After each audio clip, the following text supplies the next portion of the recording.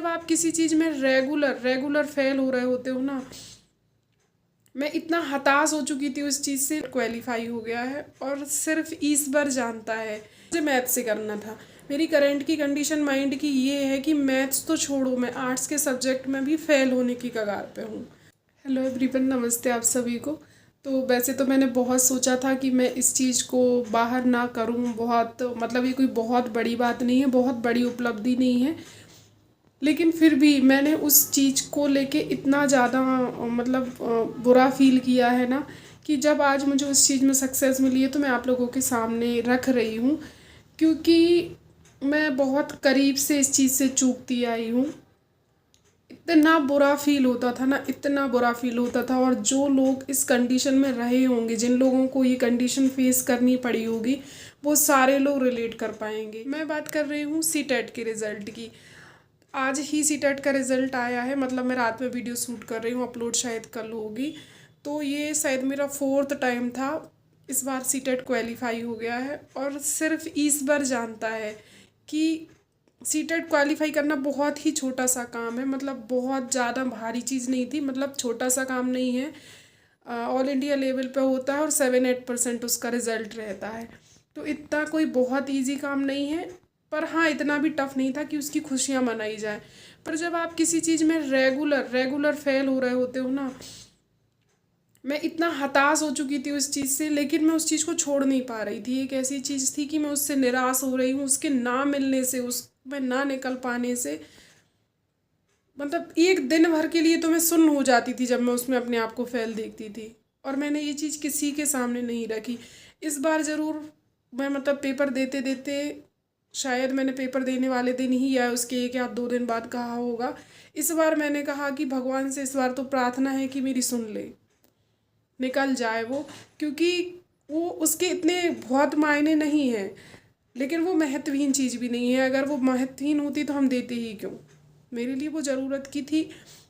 और जो जिस लेवल का बुरा लगता था ना, उस पे पार पाना, मतलब एक एक कंडीशन होती है जब आप पूरे तरीके से ब्रेकआउट हो चुके होते हो, बहुत बुरी सी कंडीशन हो चुकी होती है, तभी कोई चीज़ निकलती है। मुझे मतलब जहाँ तक लगता है कि कोई चीज़ आपको मिलती है, किसी चीज़ में आपको छोटी सी भी, मतलब किसी सफलता के छोटा सा भी आपका कदम बढ़ता है, तो वो भी बहुत आराम से नहीं बढ़ जाता। मतलब मेरा तो नहीं बढ़ता, भगवान जाने सबके लिए ईश्वर किन कंडीशंस में सफलता दे देता है, पर मेरे लिए तो बहुत आसानी से नहीं देता। इतनी दिल बाहर निकाल लेती हूँ मैं तकलीफ़ में, उसके बाद थोड़ा सा कुछ मिलता है। ये एक सैर जो लोगों को नहीं पता उनके लिए, वैसे जो लोग जानते होंगे उन्हें तो खैर पता होगा।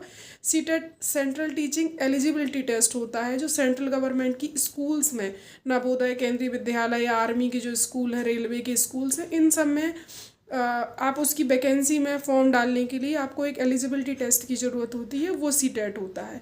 तो मेरा सीटेट 1 पास था, लेकिन सीटेट 1 लगता है प्राइमरी में। मेरे पास बीएड है और प्राइमरी के लिए मैं एलिजिबल अब हूँ नहीं, तो मुझे सीटेट 2 क्वालिफाई करना था। और सीटेट का क्वालिफाई, जो सेकंड पेपर क्वालिफाई है, वो मुझे मैथ से करना था। मेरी करंट की कंडीशन माइंड की ये है कि मैथ्स तो छोड़ो, मैं आर्ट्स के सब्जेक्ट में भी फेल होने की कगार पे हूँ। और ये बात मैं आज प्रचार प्रसार के लिए किसी से शेयर करने के लिए नहीं बता रही हूँ, मैं एग्जैक्ट इसलिए ये चीज़ बता रही हूँ कि मैं पिछले इतने समय से इस चीज़ को भुगत रही हूँ ना। 87, 88, 84, 83 ऐसे मार्क्स पे फेल हो रही थी मैं, 90 मार्क्स चाहिए थे। आज मुझे देख के खुशी तो हुई, मतलब एक ऐसी कंडीशन थी, अभिषेक ऋतु मेरे दोनों छोटे भाइयों के जिस दिन ज्वाइनिंग लेटर आए थे, दोनों लोगों के एक ही दिन ज्वाइनिंग लेटर आए थे। मैं इस कदर रोई थी। आज मेरी वही कंडीशन थी, मुझे लग रहा कि मैं उस कदर रोऊं, लेकिन मैं नहीं रोई। पर हालात लगभग वैसे ही थे कि हम एक के अभिषेक की ज्वाइनिंग लेटर के लिए बहुत लंबे समय से वेट कर रहे थे कि इसका कब आएगा, कब आएगा, कब आएगा। बहुत वेट करने के बाद एक ही दिन में दोनों लेटर पापा को कंपनी वालों ने हाथ में रखे थे, दोनों लोगों के लेटर। अभिषेक की ज्वाइनिंग के 1 महीने बाद ऋतु की ज्वाइनिंग हुई थी, छोटे वाले की 1 महीने बाद हुई थी, लेकिन ज्वाइनिंग लेटर एक ही साथ मिले थे दोनों के। मुझे वैसा ही फील हो रहा था, क्योंकि इतना लंबा समय हो गया था मुझे ये सोचते सोचते, और सेम टू सेम वही की वही चीज़ फिर से पढ़ रहा है, फिर पेपर दे रहा है, फिर से पढ़ रहा है, फिर पेपर दे रहा है। और लग भी रहा था इस बार मतलब एक ऐसा था, अफर्मेशन, मैनिफेस्टेशन और पॉजिटिव थिंकिंग और पता नहीं क्या क्या फलाना ढिमका, जितनी चीज़ें हो सकती थी वो सारी मेरे अंदर से।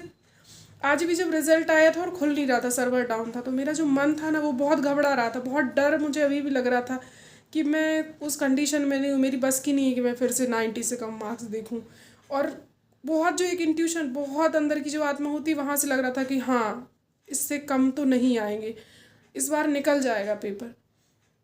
पर जब तक आप देख नहीं लेते हो रिजल्ट, तब तक निकल जाएगा एक अलग चीज़ होती है, और निकल गया ये एक अलग चीज़ होती है।